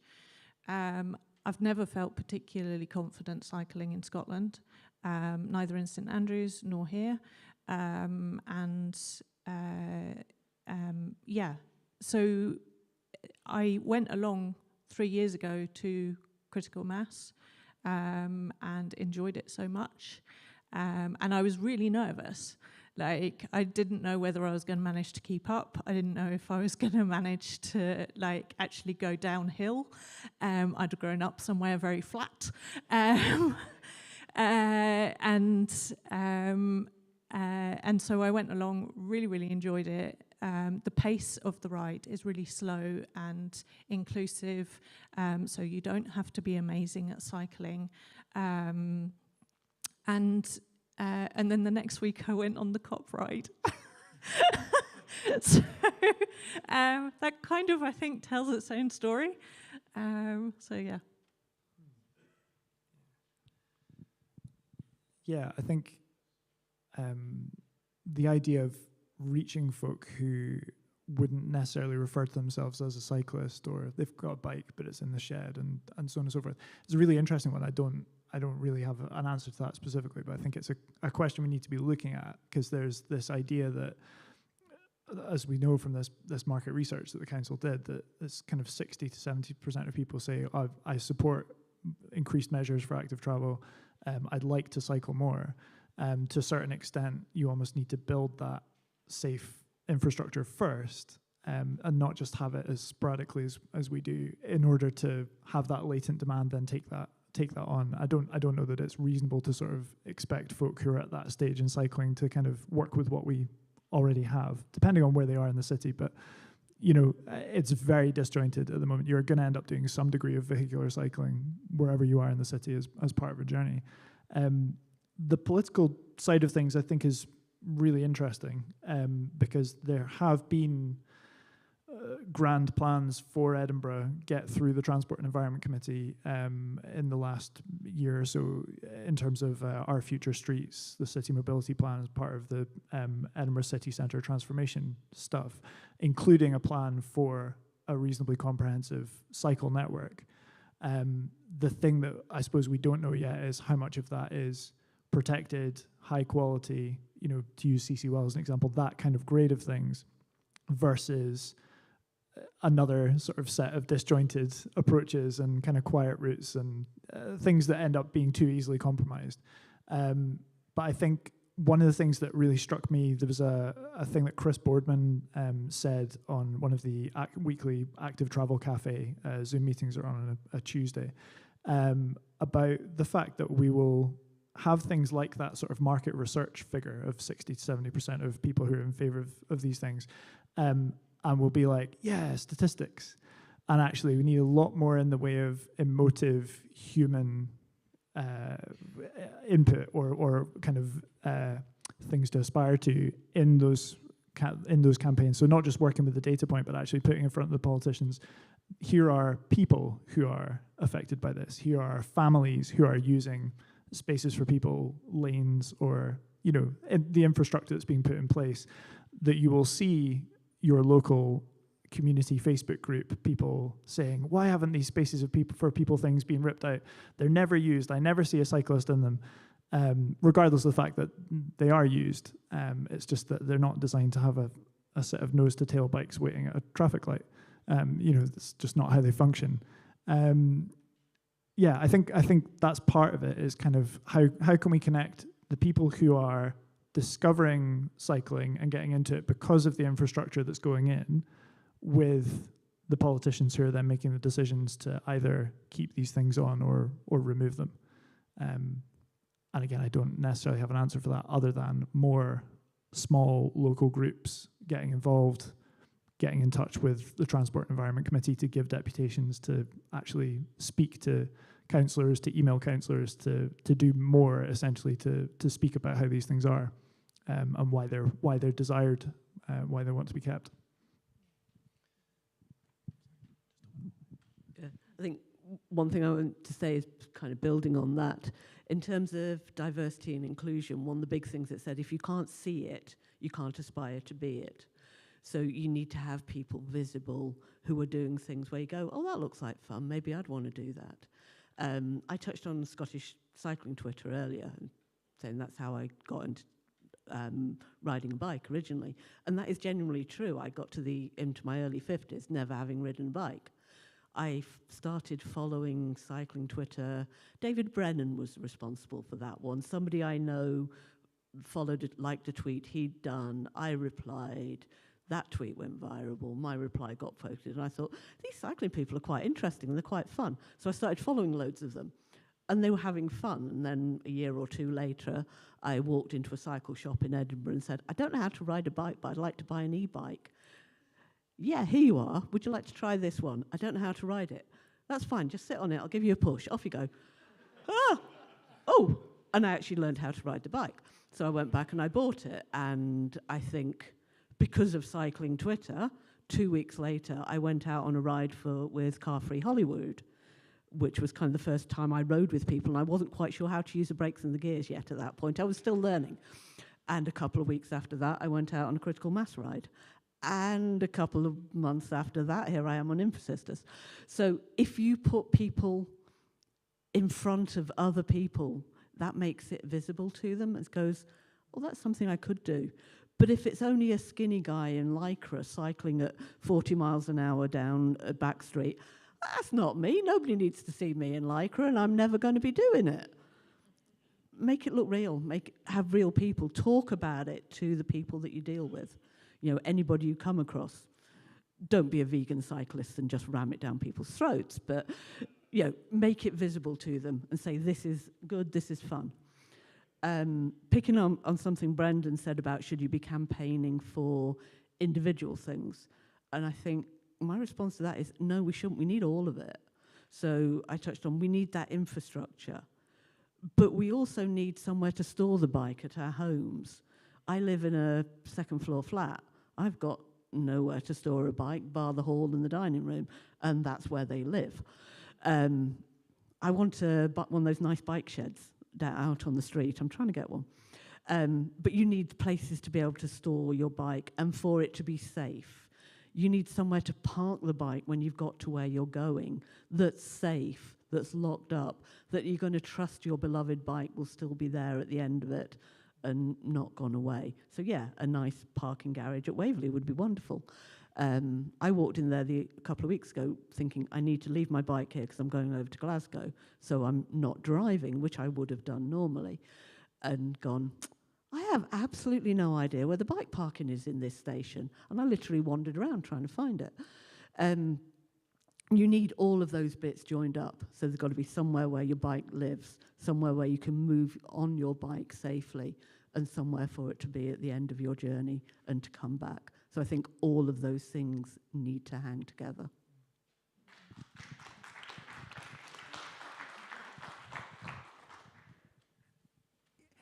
Yeah, let me just make a couple of observations, maybe some controversial ones as well. I mean, the first thing I'd say is I don't think we should beat ourselves up in Edinburgh. I mean, Edinburgh is right up there amongst the top European cities for the amount of active travel. One of the reasons why more people walk in Edinburgh is because we've got this historic urban village structure that a lot of what we need to get to is in walking distance. So you don't actually need to cycle. So it's actually far better than places like Amsterdam that doesn't have such good people have to travel further, and therefore they do need more bikes. So I much prefer Munich as an example of a city that's got a far higher level of active travel than Amsterdam. Amsterdam doesn't do that well overall. It's got so few walkers,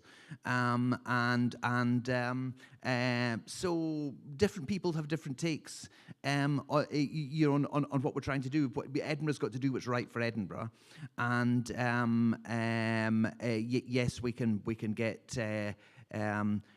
But there's a lot to talk about political leadership and stuff like this. And actually, I'm not always sure that the political leadership works. What politicians, first and foremost, we need them there for is to scrutinise what their officials are up to. And they're just not doing that.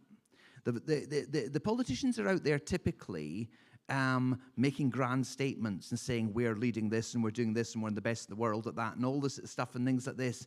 But that's really hopeless at scrutinising their officials. And you only need to look at any new housing development in Edinburgh at the minute and say, where's the shared car scheme? Where's the shared bike schemes?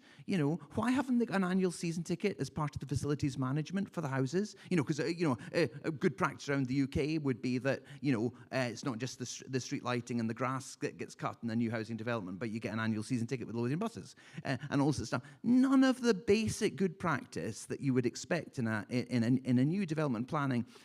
What's so wrong with the staff in the council actually doing what's Edinburgh Council policy? And what I'm saying is that's what I think politicians are there for, is to actually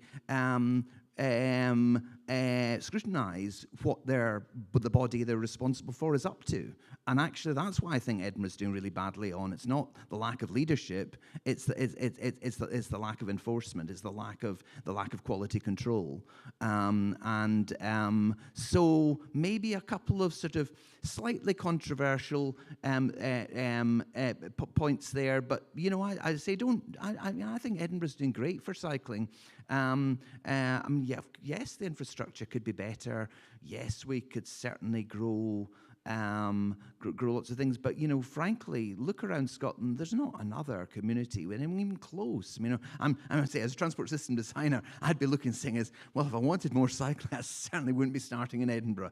It's kind of, if we want at a Scottish level more cycling, there's plenty other places that have got low-hanging fruit that we could go and get far well in advance of further increases in Edinburgh. Is that anything to do with spokes, perhaps? Chaz, I sort of feel I need to give you a bit of a right of reply. Is there anything you want to add to that discussion? Or are you, I mean, not that you have to speak on behalf of the council, of course, but you are the sole councillor who's here. Just how it feels from your perspective. I think Derek's point there was interesting.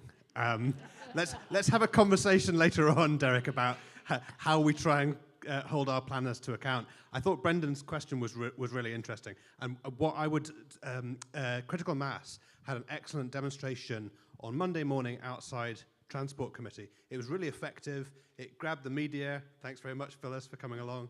And it also gave me an opportunity to come and listen to what folks were saying about, why have we not got the facilities for my kid to be able to cycle safely to school, for example. And then I could use that, sitting later in committee, I could refer to it and say, I was listening to these folks earlier on. So what I would encourage everyone to do is try and develop that relationship with some of your local councillors. Don't just go for the green ones. In fact, probably don't go for the green ones. Go for the ones that we really need to convince, who are the Labour and the Lib Dems and the Tories. I think Greens will probably be your natural allies, but we need to get all of the others on board as well, because on committee, Greens are only 2 out of 11. So we need to get the other parties. We've got a big challenge at the moment. One of the discussions that I had on Monday morning at the Critical Mass demo was about the Braid, quiet route. Us and the SNP argued that we should retain the modal filters, and the other parties said, no, we need to rip them out. So you need to engage with the other parties. Obviously, I will keep making the point to my colleagues on the council that we shouldn't just be listening to who shouts loudest.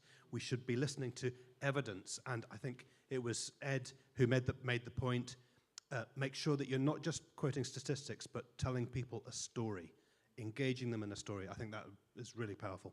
Thanks. Thank you for that. Great. Okay, next round of questions. Anybody want to put their hands up? Otherwise, I'll be telling anecdotes all night, so hurry up. One is a suggestion, actually, that now that Chaz and his Green colleagues have got rid of all the cars from the quad at the city chambers, maybe you should just take yourselves into the chambers for breakfast once a month. It doesn't have to be a paid-for breakfast. Everybody could bring their own and literally be seen on days when there are big council meetings or transport and executive and environment committee meetings. But the question, I really had a question for Jarla, actually, who I keep meaning to speak to properly, and we never seem to manage to meet up. But I'm wondering, how near do you think we are to having some bike buses every day? Because I think that would be a huge step for you, and then you have a whole new generation of cyclists. So yeah, I've been involved in that experiment with George Watson's, where I am marshalled every day, probably for 6 weeks, basically Tuesday, Wednesday, Thursday, Friday, on our 4 different routes. So we didn't do Monday. How close are we? It's that it comes back to the volunteer pool, I think. We have an insistence. The bike bus isn't regulated. We just think it should have marshals. We think it should have someone at the front and someone at the back for anything up to 10 kids. After that, maybe 2, 3 marshals, and exponentially getting bigger. It's the marshal pool that's holding that back. So it comes back to volunteer fatigue. You don't want people having to get up at maybe 10 minutes earlier than normal, and Tuesday, Wednesday, Thursday. So how close are we? It's not close, because it will be dictated by the volunteer pool, I think. That's a simple answer to that one. But it would be great. But it does come back as well to what I said earlier on, in that mini bike buses are happening every day now, which wasn't happening, particularly in that George Watson school, because they're just going themselves now. So we do the big one on the Friday. We used to do Tuesday, Wednesday, Thursday. We split them up, but Fridays tends to be now all groups go on a Friday, which puts strain on our volunteer base, because all 4 routes need to be covered.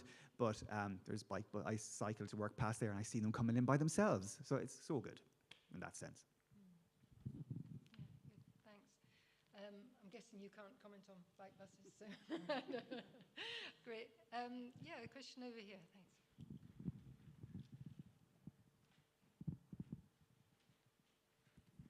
Thank you. I'm interested in a number of comments that have been made, and I was going to try and link them together in a question.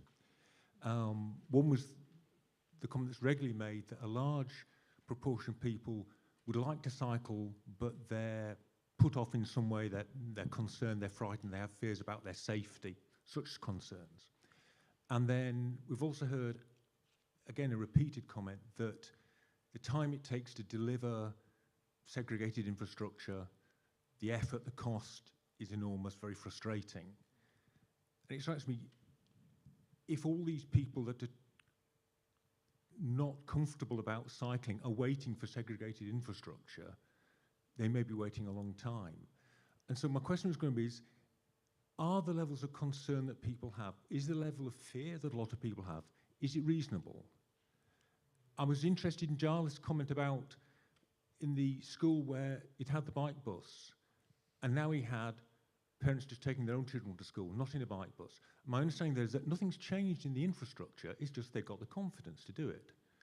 And I wonder, is there a danger if we focus too much on campaigning for stuff, we don't build enough on campaigning for confidence, and whether confidence is what people really need a lot of the time? Interesting. Thank you.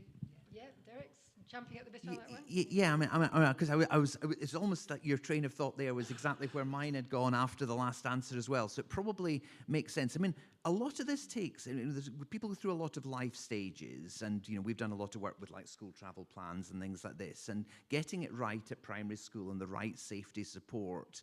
One of the biggest problems we faced is that transition to secondary school. And we know from across Europe that the bike's so associated with independence of teenagers and travel and all the things we're trying to nurture.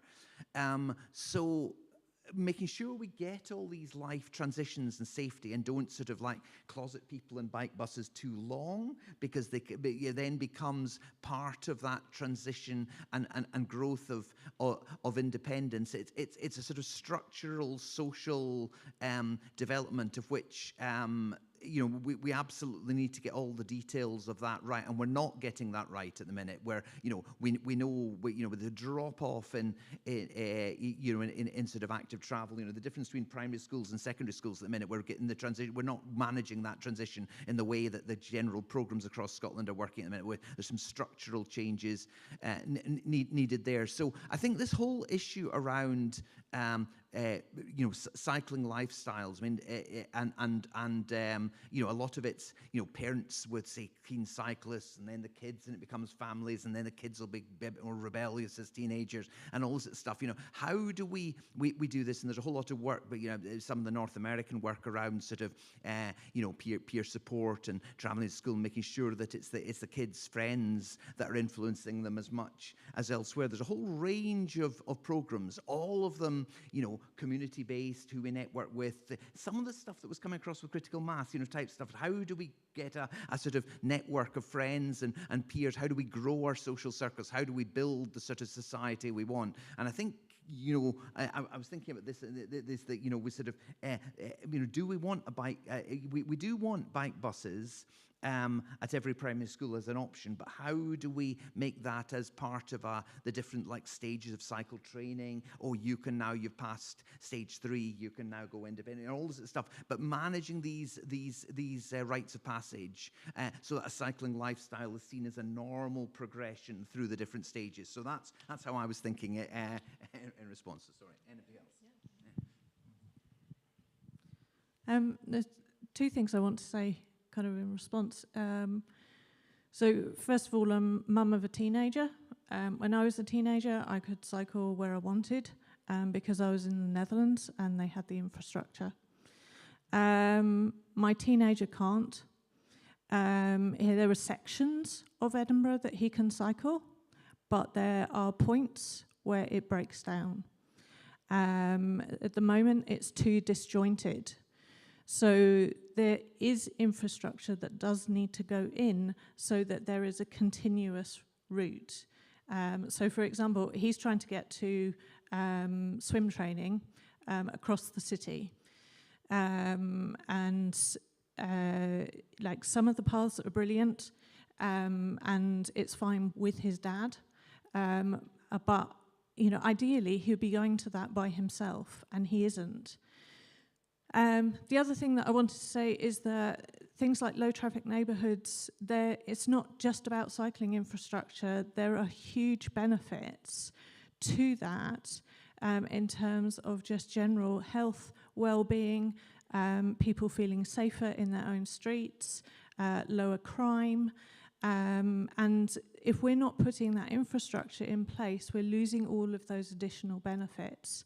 So I think we need to think about that as well. It's not just about people getting onto a bicycle, it's about the city that we build, and the positive and pleasant benefits that there are that comes from putting in place things like bus gates, modal filters, low traffic neighbourhoods.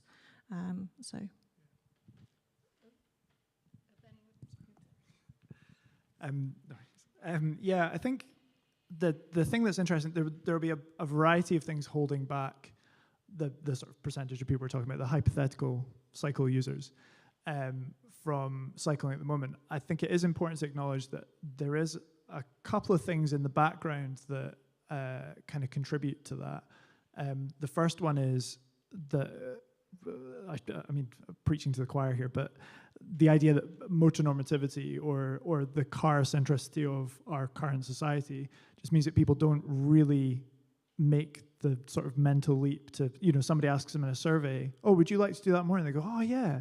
But that doesn't become a plan, because actually it's against the backdrop of seeing kind of increasingly more in the way of road collisions, either through rage, as we saw in the Cowgate kind of road rage instance where the chap was assaulted recently, and somebody was charged for that.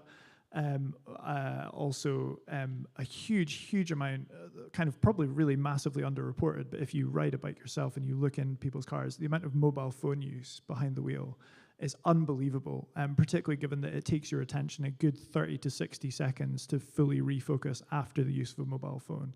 And you're driving again. You're thinking, well, I've put it down now, so I'm driving again. You're just not present in the way that you should be present wielding a motor vehicle. And I'm somebody, I've got a number of things in terms of my privilege. When I'm riding a bike, I'm 6.5 feet tall. I'm riding a 2.5 meter long cargo bike that weighs 50 kilograms. Like, I don't have a lot of trouble from people, but I still do. I still have a number of instances. I don't ride every single day, far, but I would still say it's on a weekly basis that I have a negative interaction with a motor vehicle. And actually, for somebody who is less experienced, that can be a really off-putting thing. I think fear is a reasonable component. It's probably not the only component. I think another big component is because of the kind of motor normative culture, people look at things like e-bikes, which would be a big enabler, particularly in a hilly city like Edinburgh. I stay up in Fairmile Head and I have 650 foot of climb every time I go home from the town centre. And an e-bike has been a game changer for me in that respect. But the way that people look at how those things are priced, they compare it to how much a non-electric bike would have cost, and they don't think about it in terms of it being a car replacement. So suddenly the price of an e-bike seems somehow unreasonable, and that's all about how we think about the value of a car versus the value of a bicycle, and so on and so forth. So I think there's kind of a number of things in the background there. Unfortunately, another one of which is the kind of culture war stuff that was inflamed massively by the UK Conservative government in their last however long, where they took it as something to say, oh yeah, it's really bad for the motorist, all this cycle lane stuff. And actually what's bad for the motorist is endless rows of single occupancy vehicles queuing in traffic. That's what congestion is. And actually cycleways are an answer to that, one of many answers. Another being improved public transport. So obviously, 777 bus lane trials in Edinburgh are a great thing to see. If we had those across the city, maybe that would open up some huge corridors where, actually you don't need the segregated infrastructure because we're sharing the space with buses instead. Lastly, the other thing I wanted to say was, it doesn't have to take a really long time and a really arduous consultation process to get segregated infrastructure in place. The lanes that are now in place on London Road went in, as I understand it, under the capital maintenance budget, where as the road was being resurfaced, changes were made. There was not a consultation necessarily, I don't think. I'm sort of looking at Chaz to, to see if I'm right or not, but I don't think there was a consultation phase around that. It was the council essentially saying, we have policies around car reduction in Edinburgh, we want more cycle infrastructure, we want a network, we are doing work on this road, we are going to implement segregated lanes as part of that. And if you don't give people an opportunity to say, no, I don't want that because I'll have to cross an extra curb to get to my car, or whatever that issue is, which again a large amount of the time comes down to just general change aversion. I think you will see that actually that kind of stuff could be getting done, as it has on Last Wade Road as well, without that arduous process.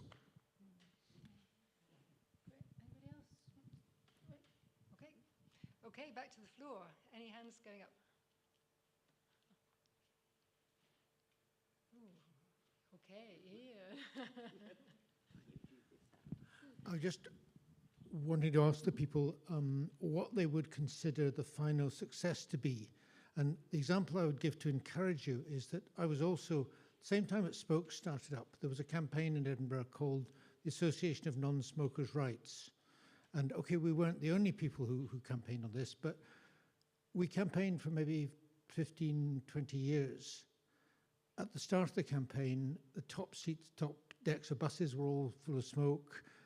There were maybe 2 or 3 smoke-free restaurants in Edinburgh.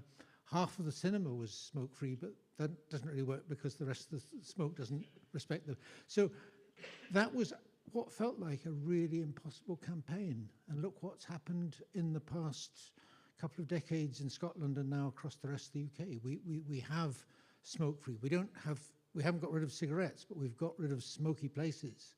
So what would you people think would be the equivalent success out of your campaigns?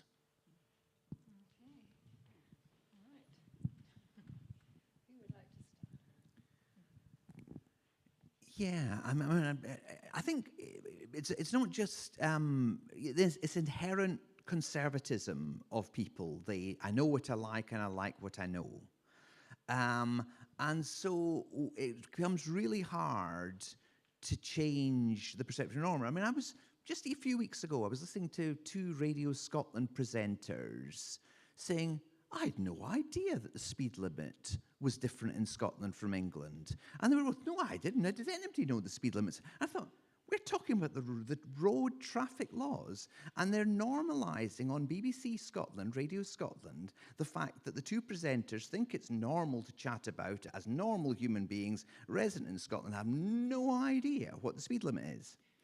And I thought, isn't that really interesting? Now, that should be something that we could, so what's success? Success is when we've reached a point that it's normal to say, actually, smokers shouldn't have to put up with that, or whatever. So it's actually, so I think this is the point I was making about the road share campaign, that the law has changed, but actually, I don't know how many Scots know that.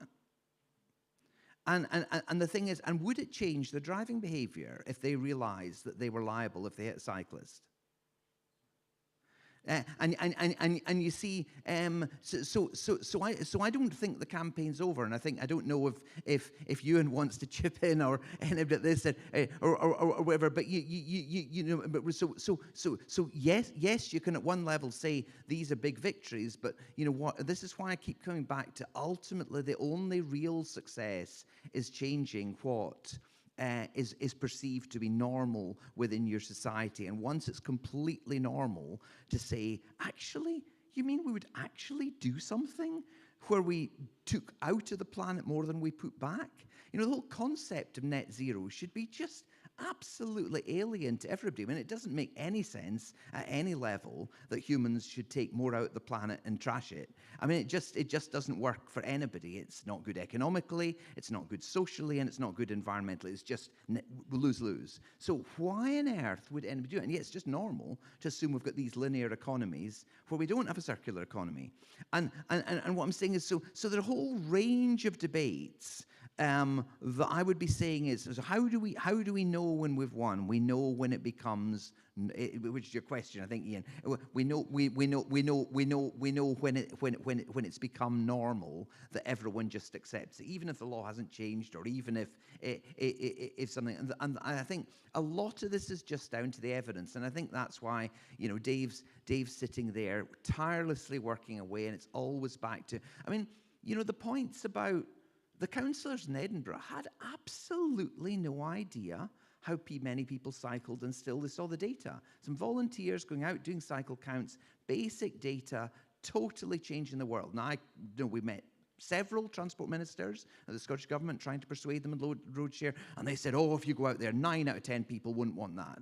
They're so out of touch. When finally, I say, we went via London, DFT did the research, and found out what the numbers were. The numbers actually, only 21% of people were opposed to presumed liability. 75% were pro-presumed liability. So the Scottish transport ministers were so out of touch with public opinion. And, it doesn't cost a lot if you've got a central government budget to do a bit of research. It shouldn't have to be volunteers doing every single bit, doing the road share campaign and stuff like this. So a lot of this comes down to evidence. Once people are presented with the evidence, then it changes the opinions. So I think my red pillars in the diagram are probably raced over. Red pillars are work together with everybody else and use the evidence, and then all the other 5 steps of community planning work. But without the evidence and without the joint working, you can't make progress. Yeah, and I'll echo most of that, what you just said there. But with regards to the bike bus side of things, so the bike bus, yes, plays probably the sort of foundation step in getting kids active on a bike. So changing the culture over time so they become independent cycling school. So to answer your question, in 5 years' time, if the data suggests up to 30% of the school drop-off traffic in Edinburgh is by car, imagine that was down to 10%. That would be at least as tangible, measurable success if you noticeably noticed the traffic was less on the roads in 5 years' time, especially around school streets. I think my definition of success will be when I no longer even think about it, when I'll just go out, and if I'm going out, as long as I'm not having a lot to drink, I'm going out at night, I'm just taking the bike because it's normal and I don't have to worry about how I get home. When I stop thinking about it, that'll be success for me.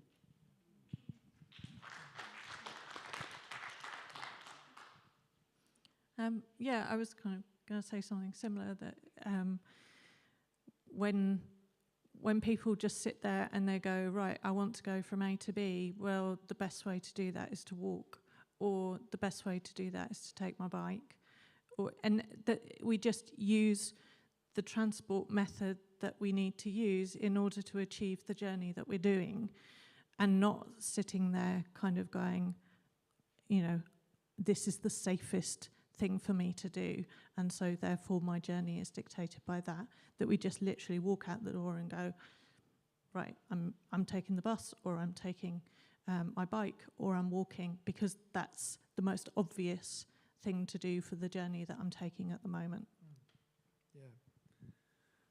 Yeah, I think I'd probably echo both of your points in terms of the things that you hear from people when you arrive somewhere. So, you cycled here. Like, I wouldn't hear that anymore. It's just, why not? You rode that far? Or you're going all the way up that hill to get back home. Like, it's just, because it's, we can do that. And also, to a lesser extent, but you did that, you carried that on a bike, which is just a guilty pleasure of mine as a cargo bike rider, is just, I've strapped an armchair to the top of it and I've taken it a mile down the road to drop it off to its new home. I've carried a sandpit that my kids are no longer using to a neighbour 2 miles away who wants that. Just, because you can do that with a bike. I just wouldn't hear those things anymore. It's just a normal thing, in the same way that we take cars and buses for granted. I guess the other thing is, the parking's terrible around here, and I bet that's kind of how it is out here tonight. Thinking about bikes and not cars. I'm just reminded, actually, I worked for the Ramblers for 20 years, and we obviously have fantastic access rights in Scotland. That's what I was working on particularly. But a lot of people thought, well, when you get access rights in Scotland, is that the end of your job? And I'm like, well, no, because you have all sorts of implementation things to worry about. So I did wonder if, you're all going to say, well, we wouldn't exist anymore, but I suspect there'll be more things to work on. But thank God, in Scotland, we're not in the same situation in terms of access as we are in England, where they're still fighting about getting access to land. At least here we're talking about how we use that access, which is a lot better. But anyway, yeah, any final questions? Because if there's two. Right, you're going to have to be really quick, and you're going to have to be really quick as well. Okay. Go ahead. It is a quick question. It's for Derek. You've mentioned presumed liability a few times, and I know that's something that's been campaigned on for many years and is in fact how the law works in some countries where motor vehicle drivers are assumed to be at fault in collisions. But you appear to have been saying that there has been a change here in the UK. I'm afraid to say I'm not aware of that. Has there actually been a change in the law? Okay, don't answer yet. Have another question as well for you to all be thinking about, because that's for Derek, right? Thanks. I live quite close to here, and the big growth in cycling round here has been all these Deliveroo et al., most of whom can go uphill without pedaling. And I'm not quite sure what I feel about that, because I have to pedal when I cycle uphill. And I just wondered what the panel think about it, and why, for example, don't the authorities do anything about all these illegal bicycles? Okay, thank you. You may or may not be able to answer that, but if you want to have a go, that's fine. But Derek, first of all. Well, very quickly, Highway Code, read the section on hierarchy, including the references to, although this isn't the law, we expect it will be taken account of in the detailed wording is, if this ever has to go to court, the Highway Code will be a material consideration. Now, most countries, as you say, have actually written it into their laws. Seems to be sensible that we should do that here too, but at the minute, to all intents and purposes, we have that Highway Code. We're not implementing the laws we have anyway, which is the point being made about the Deliveroo bicycles. A third of them traveling around at night without any lights. So maybe. It was one of the most controversial discussions I've had around cycling is, around cycle licensing and things like this. What about, do we need to license electric bikes? There are some really tricky social questions that they're not time to go into here, but we certainly can start enforcing. It's just it becomes almost impossible to enforce something that's not licensed, and there's not really any rules around it at the minute. So it's the police just say we can't really do anything very much. So it's just going to get worse. It's going to get worse, and we have to start looking at how to fix it. The only thing I'll say about the Deliveroo cyclists is they're erratic and crazy, and car drivers are encountering them all the time. So they're just encountering cyclists. So that's good for the mindset of a car driver. It's the only positive I can say. Well, I was going to say, if you're seeing somebody on a bike that's going uphill and they're not pedaling it, it's not a bike, it's a motorbike. They aren't cyclists. They are riding an illegal vehicle, and yeah. The only thing I will say in their defense, I would much rather they were riding an illegal electric motorbike than driving an illegal, unlicensed, uninsured car, because I'll survive that crash. Yeah, I think the thing that's interesting, we are seeing Police Scotland stopping riders in a good number of cases and seizing these bikes. The bikes themselves are not the thing that's illegal. The thing that's illegal is to be riding one of them in cycle infrastructure and also riding it without it being correctly insured and licensed. But they are conflated with EAPCs, or electric assisted pedal cycles, which are e-bikes that you get electric assistance up to a speed of around 16 miles an hour, at which point your assistance gives up. And so obviously if you see somebody firing up the hill using a throttle, not pedaling, that is an electric moped in the eyes of the law, not an EAPC. The thing about it is it sort of sweeps into my sort of technology sector stuff. This isn't really something to me that comes down to Deliveroo riders. And when I see them getting kind of demonized or talked about, to me there's a possibility of coded racism within there because of the demographics that are largely out there performing these jobs. To me, a lot of this stuff actually comes down to the fact that those guys are monitored by these big technology companies, which Deliveroo is. They're not a food company, they're a technology company. They are capital at work, exploiting cheap labor, essentially saying, oh, you're gig economy workers, which means you don't have any employment rights and you're out here doing this job. And we need you to get this food from here to here as quickly as possible. And we're just going to close our eyes while you do it because we have the monitoring on you to tell that you're going way too fast to actually be pedaling on a pedal cycle on the gradient that you are. All of the stuff exists for them to know that that's happening, but they won't do anything about it without the correct amount of pressure, legislation, regulation that comes from government. And so actually the problem with Deliveroo is about the fact that a delivery rider running a red light is actually kind of part of their job description. Because of the pressure put on them by those companies. And that's where that whole thing lies. Yeah, thank you. Interesting. Yeah, okay. All right, so we're coming towards the end. I'm just going to give you very short time to sum up, give some reflections, just a line each. Any homily for the rest of the audience for today, or anything you wanted to say that you haven't said yet? What's your reflections? Well, I've just heard 4 wonderful presentations about community capacity building in Edinburgh that I didn't really know much about and anything, and saying is, well, for me, it's just great. We need to celebrate this stuff more. We need to do more of it. We need to, that's what this is what the future's all about. So my big takeaway is, I was a bit worried coming to something about campaigning, as I said at the start. I'm not worried anymore because actually we didn't worry about the campaigns being divisive, because it's not divisive, it's building support within communities. For me, it's just about the positive chat that I've heard this evening, just the change of culture, the potential for the change in culture. As simple as that. I think it's the visibility and knowing stuff. I know that all of these people exist and the stuff they do. I've actually learned this evening that there's a bike bus about 300 yards from my front door. So I'll probably be signing up and you'll have another volunteer for one of your rides. Yay! Yeah, just like the positivity that there is, and just it's really lovely to hear about all the different kind of things that we are doing in the city,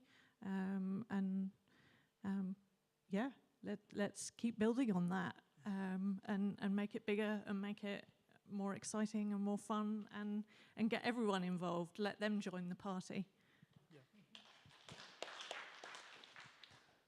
Yeah, I think I don't really have, I suppose, a cohesive reflection other than that I think it's great to be hearing calls to be working together across the various kind of campaigns and organizations that there are. I think cumulatively, the thing I've always enjoyed about the idea of snowflakes, or sort of liberal snowflakes, is that actually a lot of snowflakes together can be an avalanche.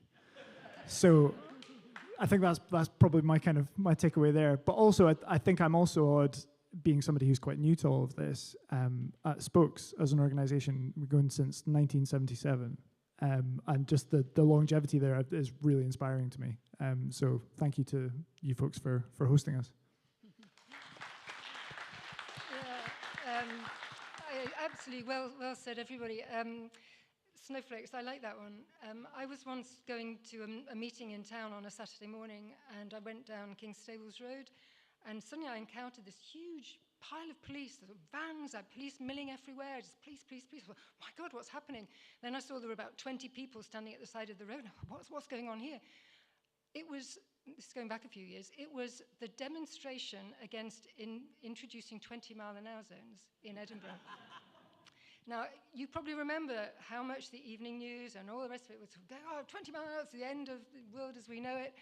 And so there was going to be this big demonstration that was going to bring the city to a standstill. And guess what? There were only about 20 of them that actually turned up. So we have to remember that maybe we need to be a bit louder, but that we are many, shall we say. I think we've had some fantastic contributions this evening. Can I just ask you once again to say thank you to our speakers.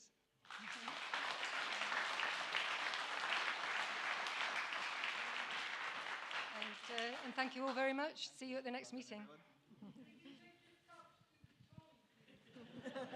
Oh, and if I've still got the microphone, remember to use the hashtag if you took any, and you're going to make any comments about tonight's meeting.